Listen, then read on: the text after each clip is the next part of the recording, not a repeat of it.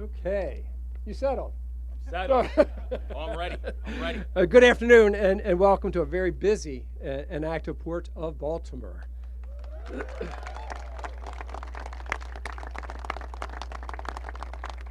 Thank you for coming. I'm Maryland Transportation Secretary Paul Wiedefeld. From the cargo ship you see behind me to the longshoremen who are processing the containers, the bustling Port of Baltimore is a direct result of the extraordinary work of the men and women with unified command. Thank you so much.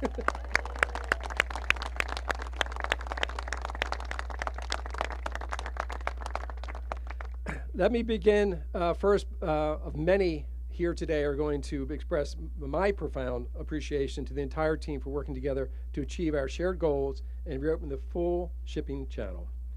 The Port of Baltimore is an economic engine that is revving up to be stronger than ever before. I'm confident that this port will rapidly return to its top ranks in handling cargo. And it will continue to be an industry leader in creating jobs and expanding business. I want to thank President Biden, Secretary Buttigieg, Director Tom Perez, and everyone at US DOT for their tremendous support through this whole effort.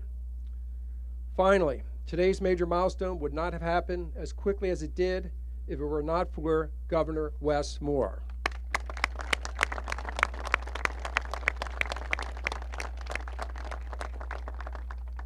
Determined, he was swiftly moved to support the people impacted by this tragedy. The governor's directives kept our focus on the victims and guided all of us to achieve the goals in a matter of weeks, not months. It is now my honor to welcome Maryland's steadfast leader, Governor Wes Moore.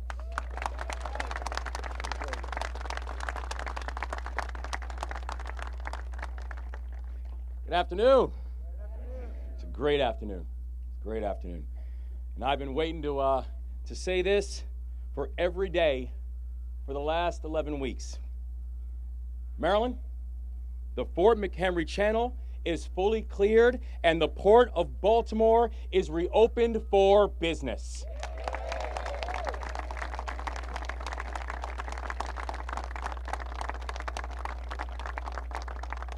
And while this moment is historic, it was not given. This moment was earned. And we are here this afternoon to recognize the people who brought us to this moment. And so before I go any further, I want to recognize Scott Cowan and our brothers and sisters of the International Longshoremen's Association. Scott, God bless you and thank you and all your members. You cannot understand Baltimore's strength, and you cannot understand Maryland's pride without our Port of Baltimore. Not just because the port handles more cars and more farm equipment than any other port in this country. Not just because the port manages tens of billions of dollars in cargo every single year, including everything from sugar to cement to lumber, but because importantly, there are over 15,000 Marylanders who depend on the Port of Baltimore to pay their bills, who depend on the Port of Baltimore to support their families, and nearly 140,000 Americans whose jobs are linked to this port. And so, these last 11 weeks, I'm going to wait for our aero assets to move forward. So while I know these last 11 weeks, they have tested many of them. At least 8,000 longshoremen on the docks have jobs that were directly impacted by the Key Bridge collapse. Thousands more were affected too. But by moving as a team, by moving united, and by being Maryland tough and Baltimore strong, vessel traffic is fully reopened to the Port of Baltimore, and our brothers and sisters from ILA, today, they are back on the job.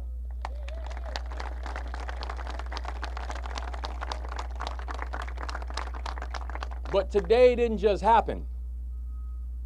We made today happen. This has been a remarkably complex operation spanning multiple objectives, hundreds of assets, and thousands of people. And first, I want to thank our remarkable first responders and every single member of Unified Command.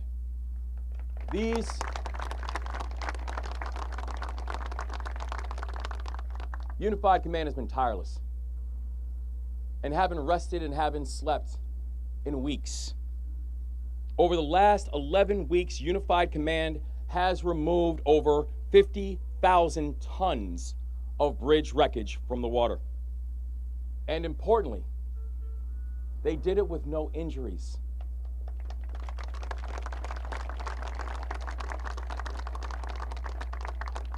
We said from the start, we lost 6 Marylanders.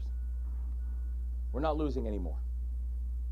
And this team did remarkable work without a single person being injured. This team is composed of hundreds of public servants, and I want to recognize just a few this afternoon. First, Rear Admiral Shannon Gilreath from the United States Coast Guard. Admiral, thank you so much for your leadership. And second, Major General Butch Graham from the Army Corps of Engineers. Sir, thank you so much for your work and leadership.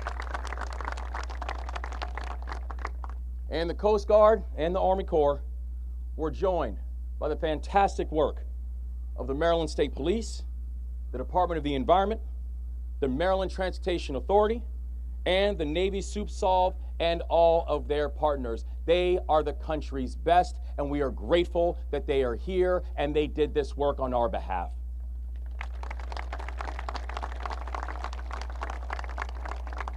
This has been a truly unified effort.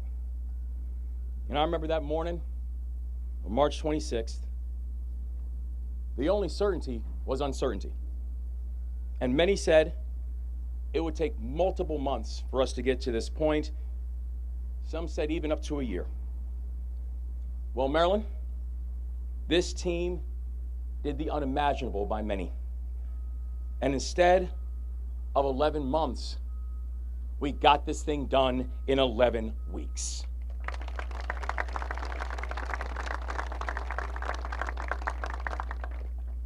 And I also want to be very clear, this would not have happened without our extraordinary partners in the Biden-Harris administration.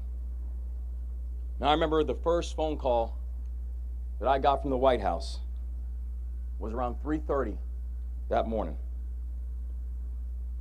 And they have been in lockstep with us every single step of the way. They helped us to stand up the Small Business Administration's recovery centers in Baltimore to help individuals and businesses affected by the collapse.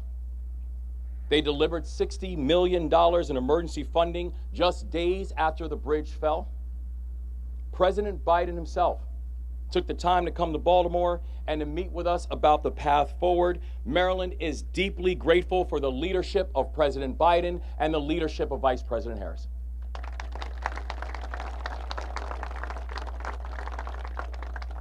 And we are so thankful for their absolutely lights out team. And I want to recognize two of our friends from the administration who are with us today and who have been with us every single step of the way. Our Transportation Secretary, Pete Buttigieg.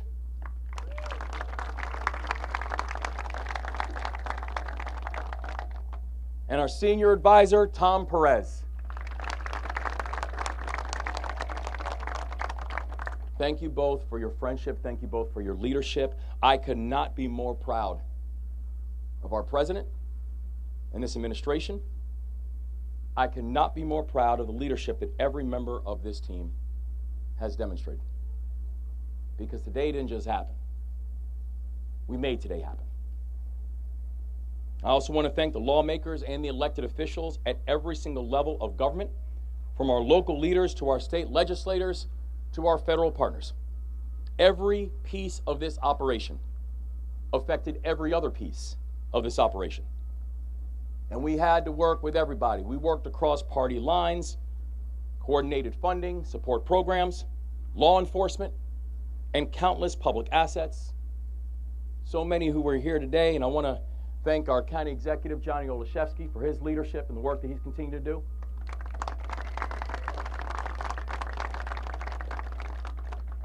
Also, I see our county executive, Stuart Pittman from Anne Arundel County, and also Mark Elwood from Montgomery County as well. Mark. And I want to thank a few others as well. I see our Speaker of the House, Adrienne Jones, and the work that she did to move the legislature to get to work. You know, the few others who couldn't be here today. For example, our Mayor of Baltimore City, Brandon Scott, who I was just speaking with a little bit earlier, who I have to say he's been absolutely outstanding, been a great partner in every sense of the word. Also our, yes.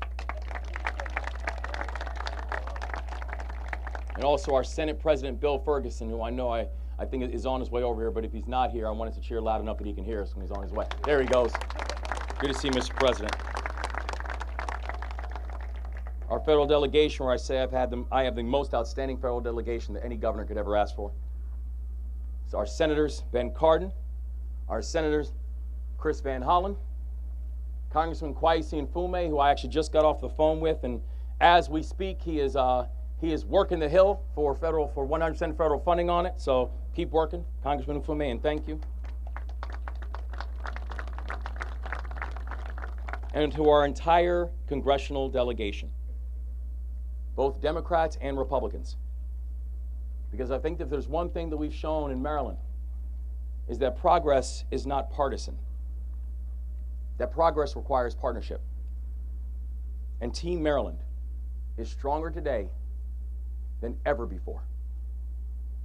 I have never been more confident that this is Maryland's decade. And I've seen how each and every person in Maryland works together to get things done. All gas, no brakes. Today didn't just happen. We made today happen. I also want to thank our friends who have stepped up across society in all parts of our community, including our poor community and also the private sector. Moving in partnership is not just about government moving together. It's about all parts of society being willing to work together and to make big things happen. And this team worked with us to ensure that commerce continued to flow through the port even after the bridge fell, and helped to avoid mass layoffs. The remarkable leadership of our port administrator, Jonathan Daniels.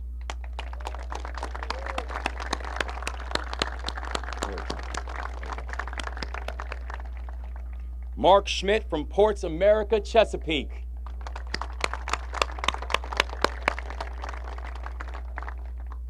A VP of Corporate Relations at Domino's Sugar, Peter O'Malley.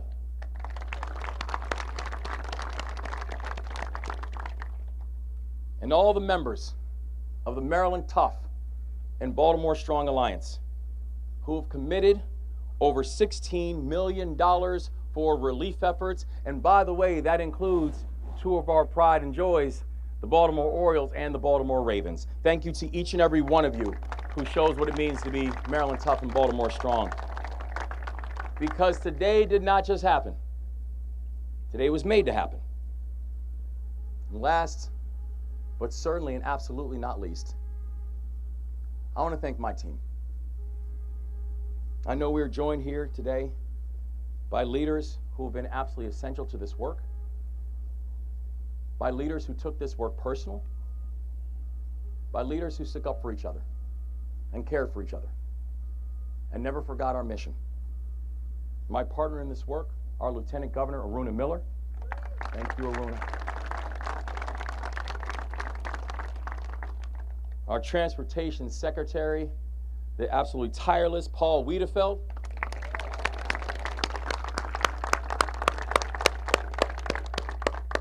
And all of the members of the Moore-Miller administration. You all have been tremendous partners in this effort. And I couldn't be more proud to be your colleague. This work is much bigger than one person. It required all of us. And every single one of you stepped up. And while Unified Command cleared the channel, all of my colleagues and all of our leaders in state government had to take care of the people in our state. And you've heard me say before, mission first, people always. We worked with the General Assembly to pass the Port Act to support workers and businesses.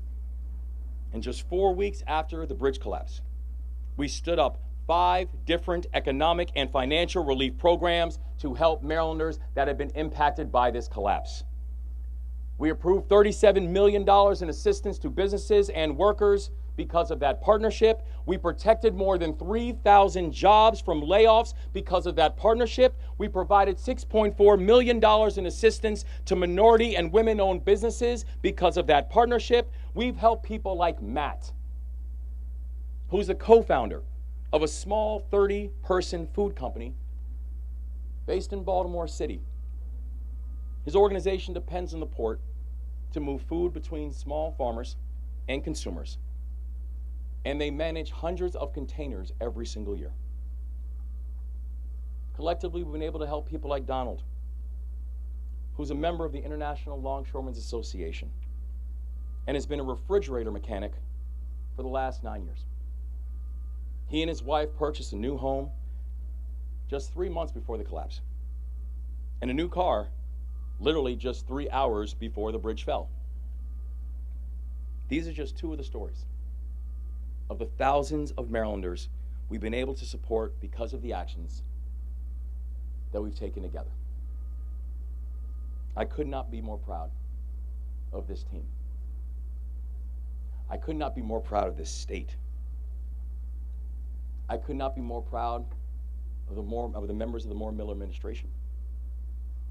Because today didn't just happen. We made today happen. Now I know, and it's never going to be lost on me, that there are 6 people who cannot be with us today to celebrate this moment. The Marylanders who died when the Key Bridge fell.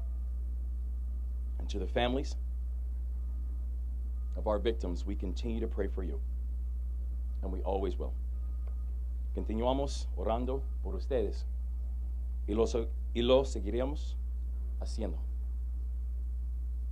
And because of this incredible team, we've been able to bring closure and comfort to all 6 families who've been affected by this tragedy. And our work with these families will continue. So I want to end with this. After the bridge fell, we laid out 4 directives to bring closure and comfort to the families of the individuals we lost, to clear the full federal channel, and to fully reopen the Port of Baltimore to vessel traffic, to support everyone affected by the crisis, from our workers to our small businesses to our first responders, and to rebuild the Francis Scott Key Bridge. We promise to bring each of these priorities to completion, even though success was never guaranteed. But by working together, by having each other's backs, we've achieved the first 3 of our 4 directives: bring closure to the families, reopen the channel, and support our people. But in this administration, we don't settle for almost. We don't settle for urging. We finish the work that we start. So one day, and soon, we will be able to look out at the Patapsco. Now that we can see that the dolly's gone, now that we can see that the wreckage is cleared, we know that progress is possible. But I will not be satisfied until I can look over on the Patapsco and see the Key Bridge standing tall again.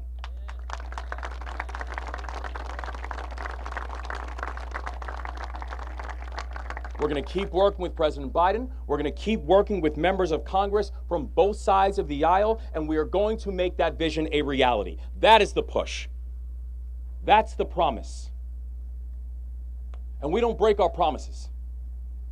We're going to get it done. And by moving in partnership,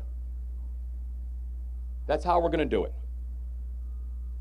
Because we're Maryland, we win. And even if sometimes we get knocked down, don't count on us staying there. because we're going to get back up. That's what it means to be Maryland tough and Baltimore strong.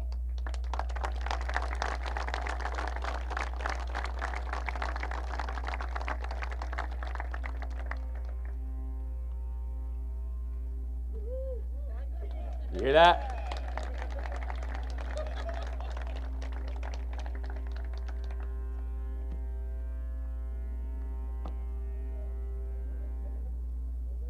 That's a beautiful sound. It's a beautiful sound.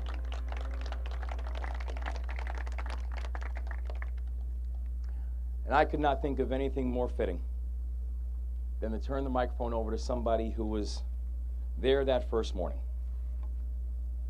and who said, we're going to be with you every step of the way, Governor. And to now be with him that morning of March 26th. And to be with him now with the full federal channel reopening. It's only appropriate that we're able to have this full circle moment with someone who is a true partner in this work and has been an outstanding friend inside this work. U.S. Secretary of Transportation, Pete Buttigieg.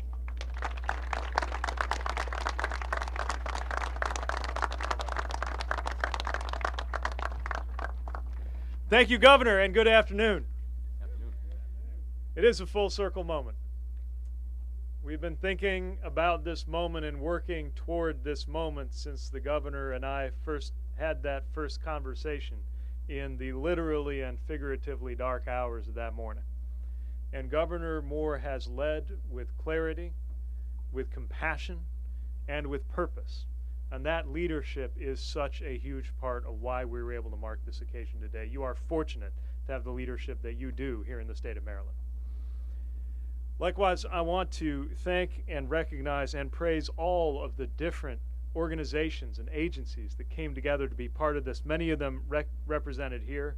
Mayor Scott, who I know cannot be here, but who was part of this from the first moments. County Executive Johnny Olszewski. The members of the Maryland delegation, who, as Governor Moore noted, can't be here because they are doing the work of the American people and the people of Maryland on Capitol Hill as we speak. The interagency partners, including the Unified Command, the Coast Guard, the Army Corps, the first responders, and the extraordinary workers of the Port of Baltimore who are here right now. You have given us and your community so much to be proud of.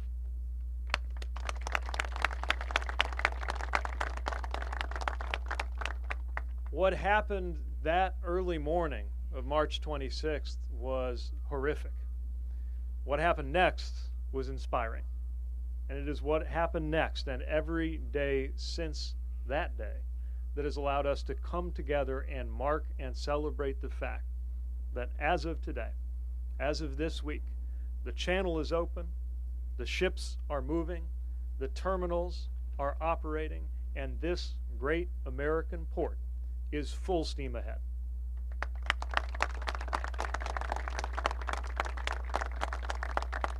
President Biden made clear from that first day in those early hours that the federal government would do everything that we could to support the city, the county, the state, to get the Port of Baltimore back open and to get that bridge rebuilt. And what followed was an embrace of the people of Baltimore by the whole administration and really by the whole country to get this port back open in less than 100 days. Our Department of Transportation was proud to play our role in that teamwork, from the coordination and convening of key players to mitigate the impact of the shock to our national supply chains, to the $60 million release of emergency relief funding, a down payment on the work ahead, and the regular consulting we are doing with Secretary Wiedefeld and his outstanding MDOT team on their early work to rebuild that bridge. We revised a grant that was in the works to rush funds to Trade Point Atlantic, a nearby terminal, so they could quickly increase the amount of cargo that they could take in and help them effectively double their capacity to help handle the auto imports and exports while the port was closed. We engaged truck drivers and trucking companies, trade associations, food and agriculture stakeholders, everyone who had a stake in making sure that the port closure could be addressed and that we got through this as quickly as possible. And I need to acknowledge the ways that the Biden-Harris administration prepared us to handle a shock to the supply chain, even if we could not have imagined its nature or its proportions in advance. We were able to mount that response largely to the work of the White House Supply Chains Disruptions Task Force and the lessons that we learned in recent years, especially from COVID, that put us in a strong place to mitigate the disruptions to our supply chain and economy. Through our secure data sharing platform known as Flow that was created to deal with COVID, we're able to share data with public and private partners as far away as the Port of Savannah, the Port of New York, and New Jersey, giving us a better view of our complex supply chains. And today, I am proud to announce that we have a new member joining that partnership, Ports America Chesapeake.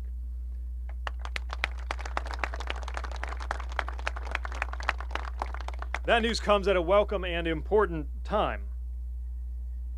As the Port of Baltimore reopens, that transparency is going to be vital for preparing for the next phase.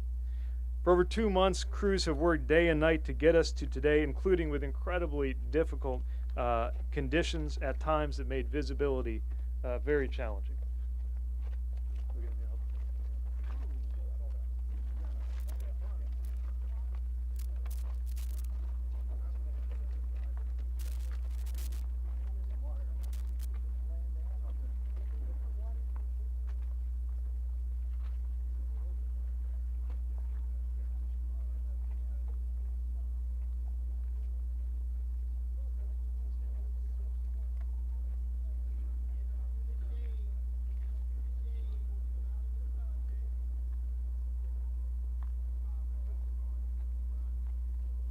Let's resume our program as soon as we know he's taken care of.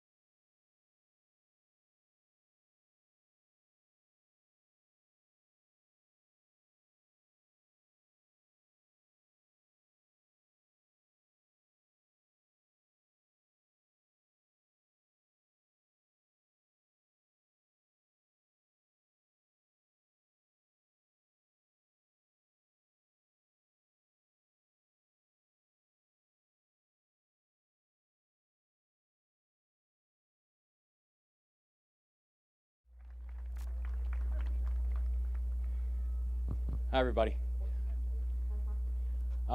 Before we turn it over, I just wanted to very briefly say Ryan is doing well.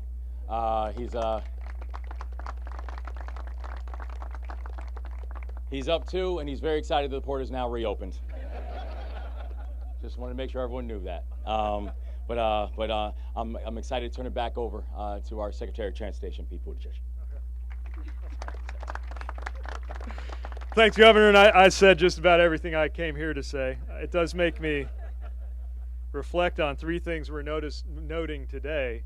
First responders, teamwork, and things working out as you'd hoped. So in that spirit, glad Ryan's all right. And again, just want to reiterate the huge thanks to everybody who is here. People will look back on this moment and the resilience that was shown and the determination of Baltimore to come back stronger than ever. My 2.5-year-old daughter asked me about my work, which didn't used to happen. And I was trying to think how to explain what we'd be up to this week. And I said, well, I'm helping fix a bridge. And she said, so you get the tape? I said, no, unfortunately, this one's going to take more than tape. I'm focused on the emergency relief funding. But I think something else that even a child could understand is people coming together to deal with the problem and make things better. And that is what this community has shown with remarkable, remarkable resilience. And so in that spirit, I have the pleasure of turning it over to a teammate, a good friend, and a great Marylander who engages every level of government on behalf of President Biden. Please welcome a great Marylander in Tom Perez.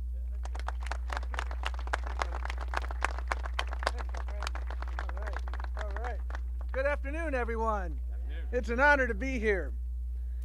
You know, the Port of Baltimore is over 300 years old. The president's great-great-grandfather worked here as a waterman in this bay. This port is older than our republic, and it's been through some ups and downs. And I remember March 26th, that morning, sitting in the Oval Office with the president as we confronted the unimaginable. And the president said then, and I quote, "We will move heaven and earth to help the state of Maryland, to help the victims, to rebuild, and to use this as an example of how government works together." He enlisted a whole of government effort. Everyone here, our federal family, as Pete correctly pointed out, was indeed family.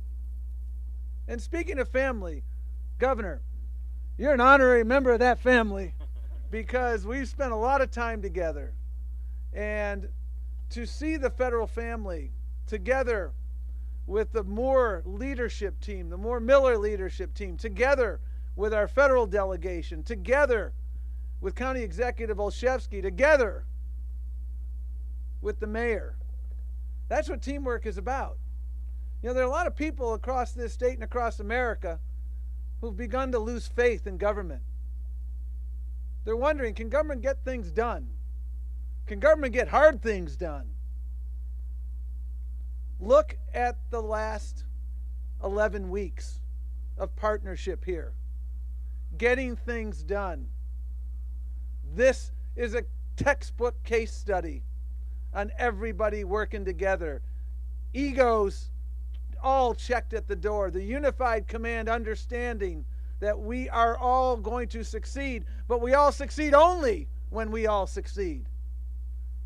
And that's what this has been about, moving forward. You know, Governor, you mentioned Donald, the longshore person.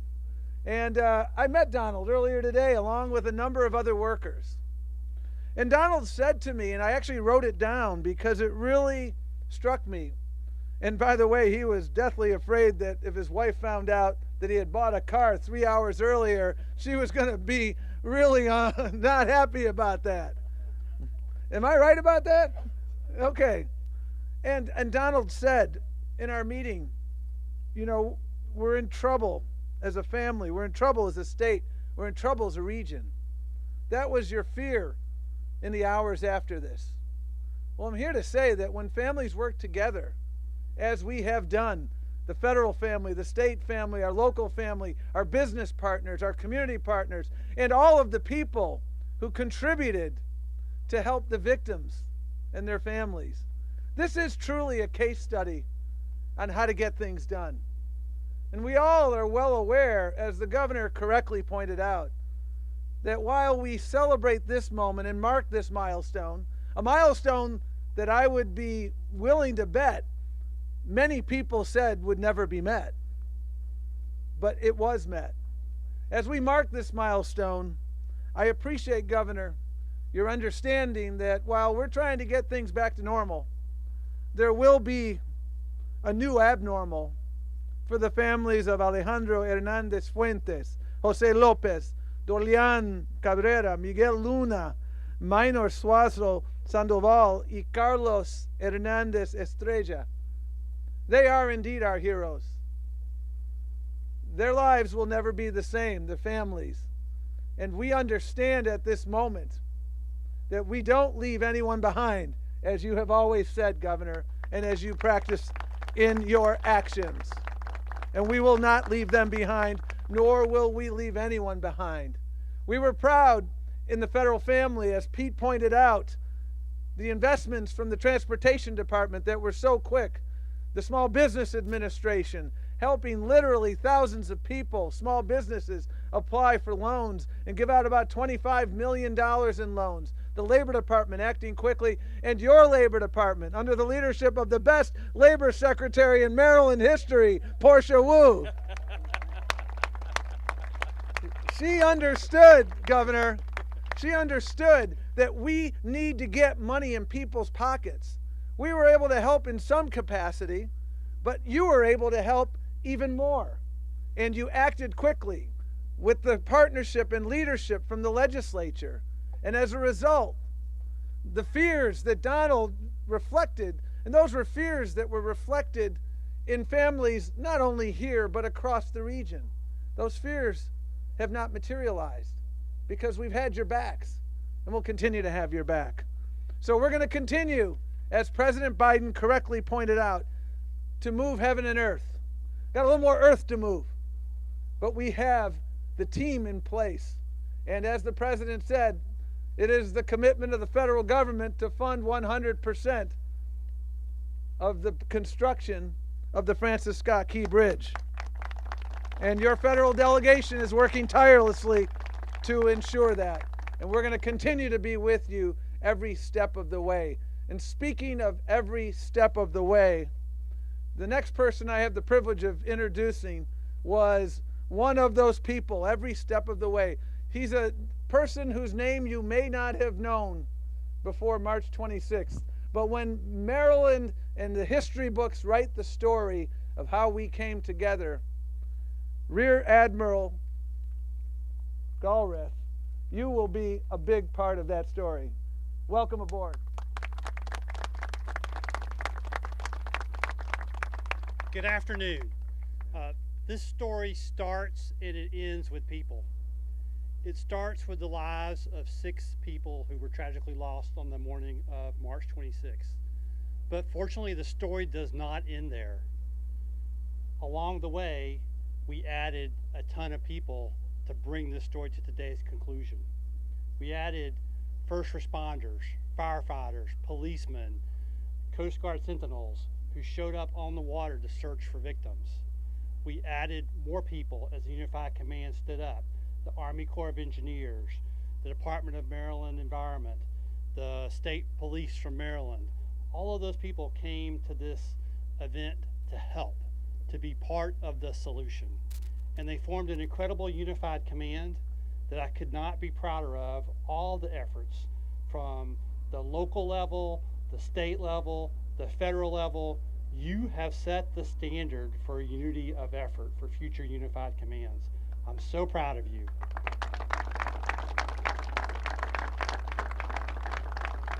You met every objective that was laid out for you. You recovered the victims, you protected Chesapeake Bay, and you've reopened this port. Thank you for your hard work. Now, along the way, we had a lot of other people that helped us. And so, Governor Moore, I want to say thank you to you personally for your leadership and your support for this unified command. and in particular for the trust that you showed us and this team of people that came to work. That trust made all the difference in speed.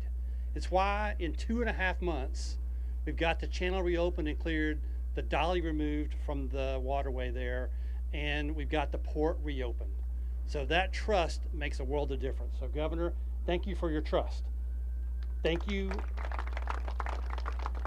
also, and to the elected officials in Maryland at every level of government, thank you for your support and trust as well. Because while the Unified Command was focused on those objectives I just said, you were focused on taking care of the rest of the community. You were focused on finding ways to help the port workers. You were focused on finding ways to improve the supply chain. Mr. Secretary, thank you for that help, relieving some of that pressure that would have been even harder on the Unified Command. They had enough of a hard task in front of them. You helped relieve that pressure. So thank you all for helping take that pressure off their backs and letting them focus on their jobs. That made the difference. So thank you. I also want to say a special thank you to the community and the people of Baltimore and Maryland. When the governor says, "You're Maryland tough and Baltimore strong," he truly means it, and I believe it. And I just want to thank you for the support you've provided the Unified Command and the salvors and the workers who've been doing this for this entire 2.5 months. It's made a difference. When we check in at a hotel, we go eat at a restaurant, we see you on the street somewhere, or we see you on the water, and you say, "Thank you. How can I help you? What's going on?" That interest, that caring, that support, that love that we feel, it makes a difference to making this team go faster as well and stay motivated. So thank you. And finally, I want to say thank you to the maritime community. Thank you for your support, for working with us to open alternate channels so we could begin to move commerce to the conclusion of this week on Monday when we got that full 700-foot wide, 50-foot channel reopened. Thank you for that work and support. I'm so proud of that opportunity to work with you. Unified Command is proud of that opportunity to work for you, and you made a tremendous difference. So thank you very much, and congratulations on a terrific port reopening. I'll now turn it over to Major General Butch Graham. All right. Thank you very much. It's always good going towards the end here when all the good lines have been taken.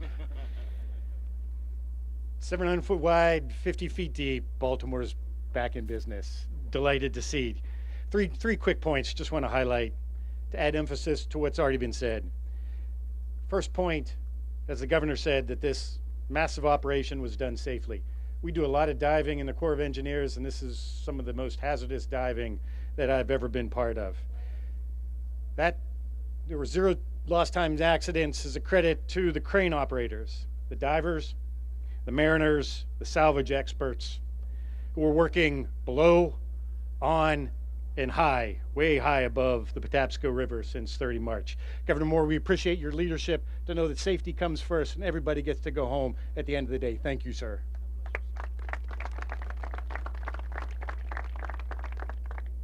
As we remember the 6 lives tragically lost, we celebrate, as you heard today, the teamwork that enabled this mission to succeed. With clear direction from President Biden and Governor Moore, the Unified Command, superbly led by Coast Guard Captain David O'Connell, who I think's had his son's high school graduation today, brought together the expertise resident across the entire federal family, the state of Maryland, and the amazing city of Baltimore. This whole of government team was successful in working together to reopen this vital supply chain. It's great to hear everything backing up there. It was eerie when this port was as quiet as it was. That cacophony is a delight to see. As you heard earlier, you set the standard. As we head into a busy, busy hurricane season, the teamwork that was showed here certainly sets the standard for me. Last point. I want to personally call out the Navy's Supervisor of Salvage and Diving, led by Captain Sal Suarez and Director Paul Hankins. Paul, I'm going to ask you to stand up because I know you don't want to.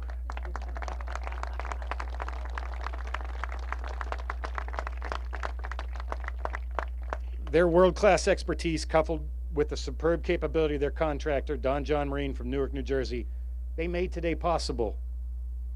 So Governor Moore, as an Army vet living in a Navy town, it's no surprise to you that the Army and the Navy make a great joint team. They sure do. Yeah, thanks for that. Okay, so one last person to embarrass here today. Colonel Esty Pinchason. Go ahead and stand up, Esty.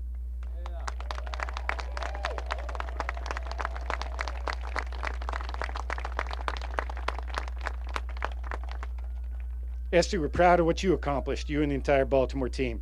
So I know you're going to hate me to say this, but as you head into the last few weeks of command and look forward to being a staff officer again,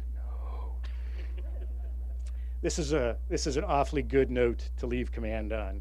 You certainly proved a great example of what committed and compassionate leadership looks like. You certainly live up to the Army motto, being all you can be. Esty, we salute you and the Baltimore team. Mission accomplished. Well done.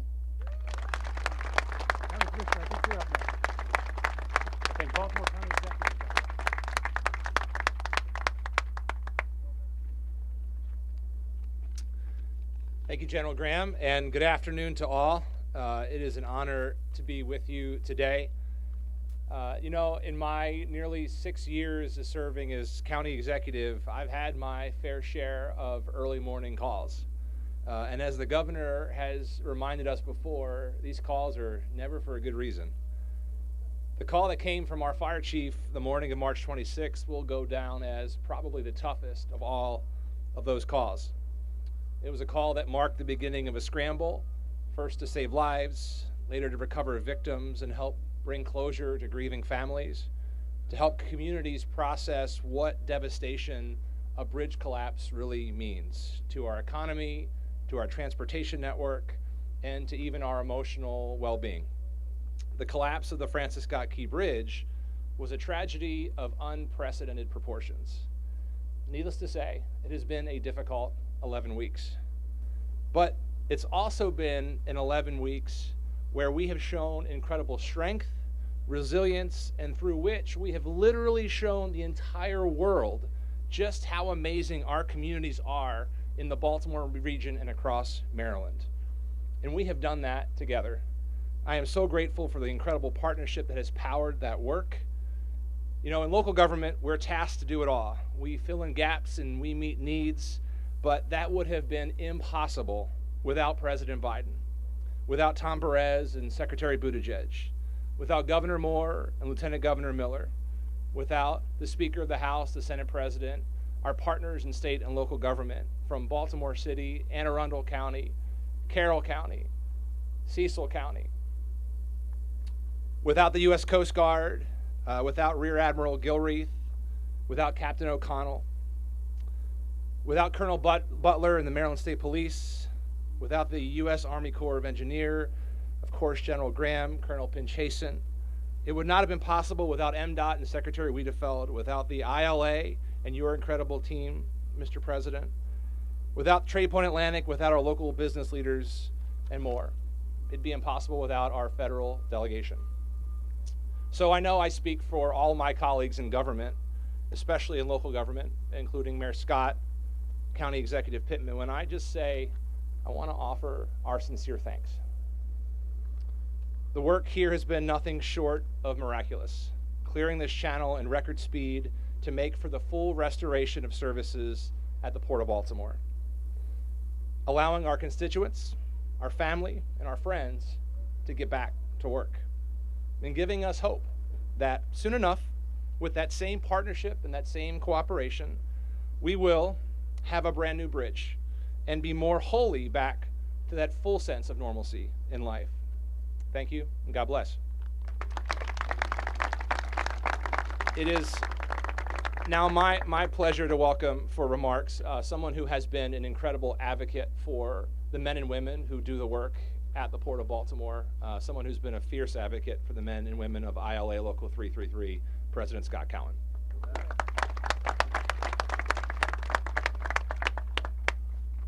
Good afternoon, everyone. Good afternoon. Big day in the Port of Baltimore and a very big day for the ILA. While this is, you have a 700-foot, 50-foot deep channel here in the Port of Baltimore today, they over-delivered a little bit. We were working a few weeks ago The Army Corps of Engineers and the Coast Guard made it possible to get every ship that we could handle in here over the last several weeks. So thank you very much for that.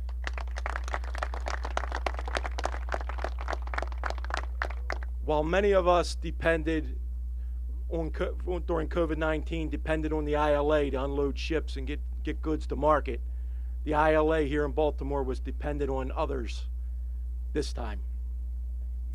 I'd like to thank all the salvers, Don John Marine, Resolve, Sanska, the dredging contractors of America, especially Cashman Dredging. It wasn't only the steel that they were taking out of that river. Those good old Irish boys were digging that debris off the bottom so we could get the 50-foot draft to get these ships in here. So that's a big deal. And for the Unified Command, thank you so much. We were dependent on you guys. Without you, it wouldn't have happened. I'd be remiss if I didn't mention our international president, Harold Daggett, executive vice president, Dennis Daggett, CEO of United States Maritime Alliance, Dave Adam, executive vice president of USMX, Paul DeMaria. They were the first ones to provide relief to longshoremen within a week from the bridge collapse.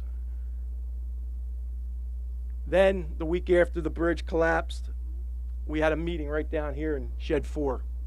The governor came, several other elected officials, and the governor made a commitment to me and to the men and women of the ILA that he was going to take care of us. He had our backs, and sir, your word is good, because that's what you did.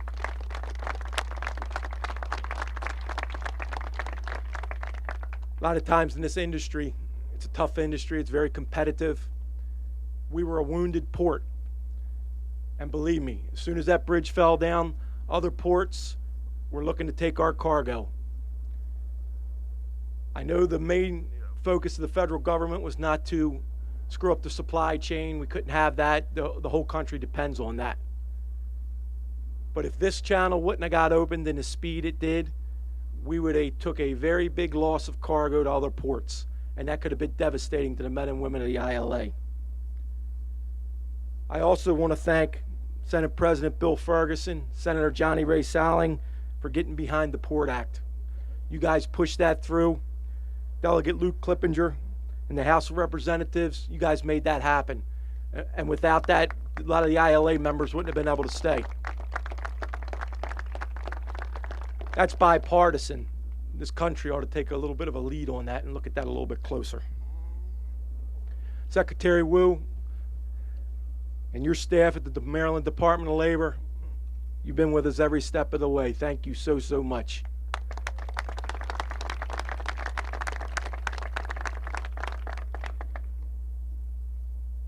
Executive Director Jonathan Daniels and your staff at the Maryland Port Administration. I must have called you every day for like 60 days straight, several times a day, and you always picked up. And if you couldn't, you sent me a text and got back to me. So you kept my nerves down a little bit, and I appreciate that. Secretary Wiedefeld, thank you as well. I don't know any Secretary of Transportation for any state would want to deal with this thing. The Baltimore Community Foundation. They stepped up to the plate and helped the ILA members with a grant, and it will not be forgotten. I know some of those folks are here today, and thank you so, so much for the Ravens and the Orioles donating money to the Baltimore Community Foundation. It's you know, most people wouldn't have received the relief that the ILA members did here in the Port of Baltimore. If you were in another job, the only thing you would have received is unemployment. Well, a longshoreman makes a good living, and unemployment wouldn't have cut it to put food on the table and pay the bills for some of these folks. If these people wouldn't have stepped up, we'd have had a hard road to tow. Luckily, we had that help, and believe me, all the members of the ILA appreciate it.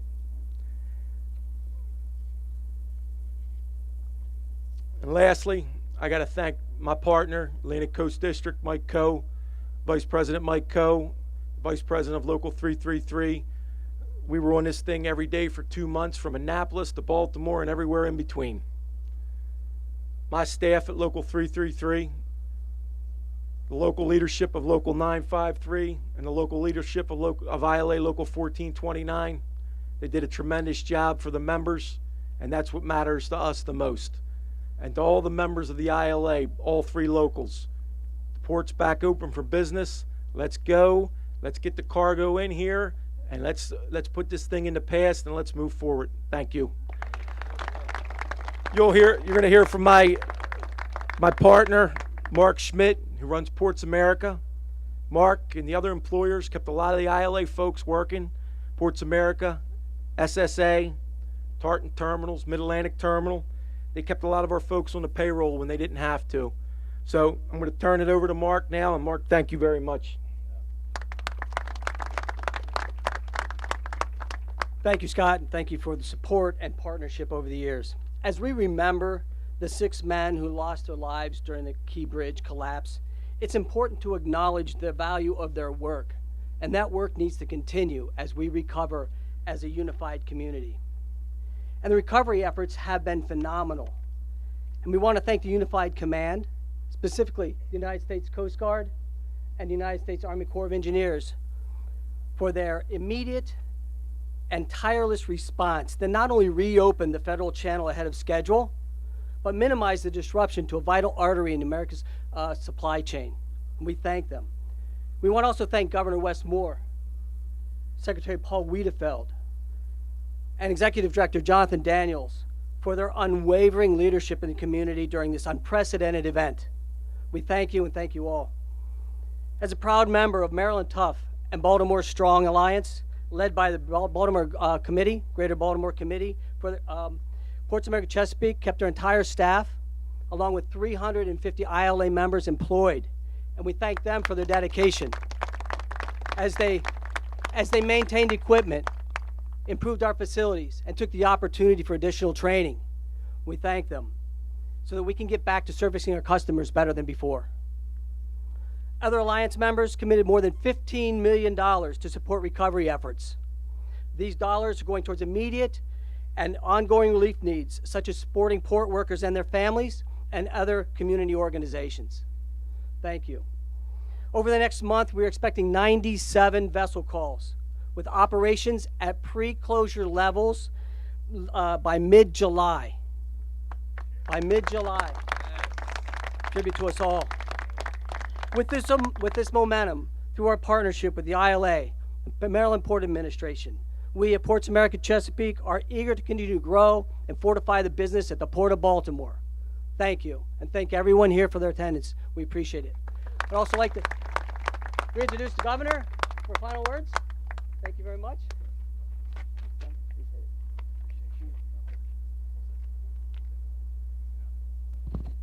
Hey, Baltimore, we're back. It's time. It's time. Each and every one of you, this is our win. We're so grateful. We're so thankful. We are ready to get back to work. This is Maryland's decade. This is our time. And we thank all of you for everything you continue to do to make it so. God bless you guys, and thank you so much for making today happen. Thank you. Thank you.